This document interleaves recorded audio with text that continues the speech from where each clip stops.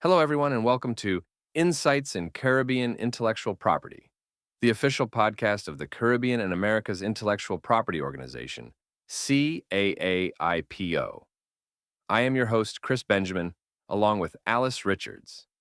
Today, we will be looking at Cultural Revolution, Protecting Caribbean Heritage Today.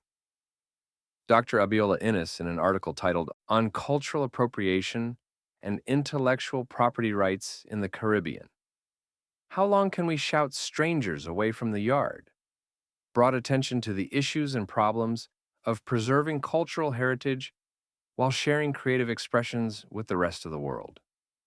Cultural appropriation in the Caribbean has reached a fascinating tipping point, from Michael B. Jordan's rum controversy to Kanye West's merchandise mishaps. We're witnessing an unprecedented pushback against the commercialization of cultural heritage. But here's what makes this moment truly extraordinary. People are beginning to push back against the use of their cultural heritage without the appropriate rights. That's such an interesting observation, especially considering how these recent incidents have sparked a broader conversation about ownership and respect for traditional knowledge. Well, what I find particularly compelling is how this represents a major shift in consciousness. For decades, Caribbean cultural elements were exploited with virtually no compensation to the communities of origin. The statistics show that less than 2% of profits from Caribbean-inspired products actually flow back to the region. Hmm, that's a staggering figure, and it really highlights why these recent protests have gained so much momentum, doesn't it? Exactly. And here's what's fascinating about traditional knowledge in this context. It's not just some static, ancient practice. WIPO research shows that roughly 80% of what we consider traditional knowledge is actually continuously evolving, adapting to modern challenges while maintaining its cultural core. So, if we're looking at this evolution of cultural protection, what do you make of the legal frameworks being developed? Well, the current situation is pretty complex. Under Article 66 of the revised Treaty of Chaguaramas, CARICOM nations have the foundation for protection, but implementation has been spotty at best. Only about 30% of member states have enacted specific legislation for cultural protection. That's really interesting because it reminds me of how these protections often cross national boundaries. Like that example from the article about the Massacuraman legend. Oh man, exactly. The Massacuraman story is such a perfect example of the complexity here. It's shared across multiple Amerindian tribes in Guyana, and similar versions appear throughout the Caribbean. Like Trinidad's Papa Boy legend, it really shows how these cultural elements don't respect modern political boundaries. Well, that must make legal protection even more challenging to implement effectively. You're right, and here's where it gets really interesting. Studies show that about 65% of Caribbean cultural expressions cross at least two national borders, making individual country protection practically impossible. That's why there's this push for a unified regional approach.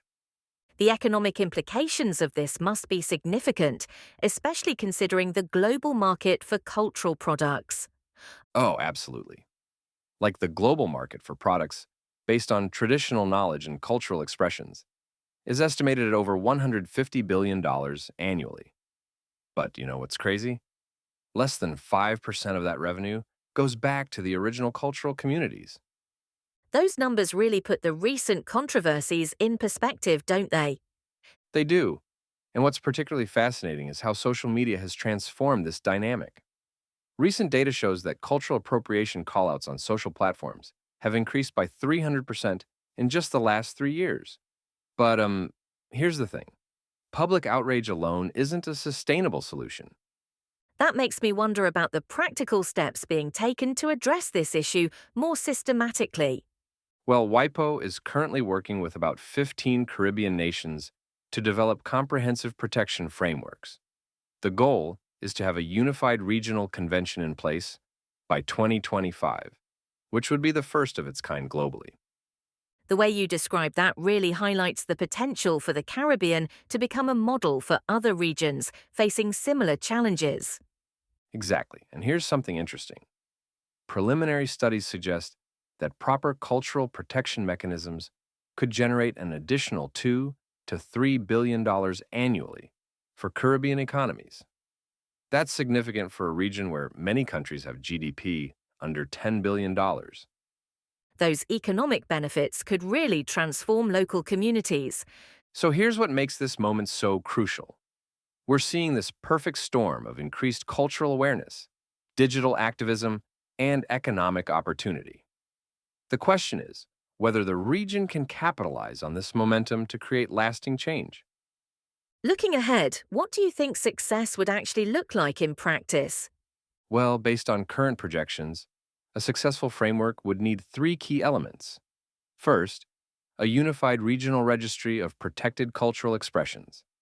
Second, standardized compensation mechanisms.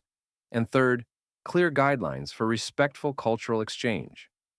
Early pilots suggest this could increase cultural revenue by up to 400% while preserving authenticity. That's such a powerful vision for the future of cultural protection. And you know what's really exciting? This could set a precedent for indigenous and traditional communities worldwide.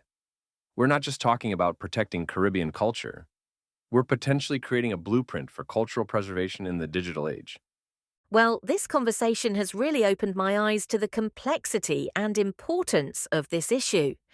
You know, as we wrap up, here's something to think about. Cultural protection isn't just about preserving the past, it's about ensuring communities can benefit from their heritage while sharing it with the world on their own terms. That's the real revolution happening here. Thanks for joining us on Insights in Caribbean Intellectual Property. Please follow us wherever you listen to this podcast so that we can let you know when the next episode is available. If you're watching on YouTube, please like, subscribe, and share. See you next time.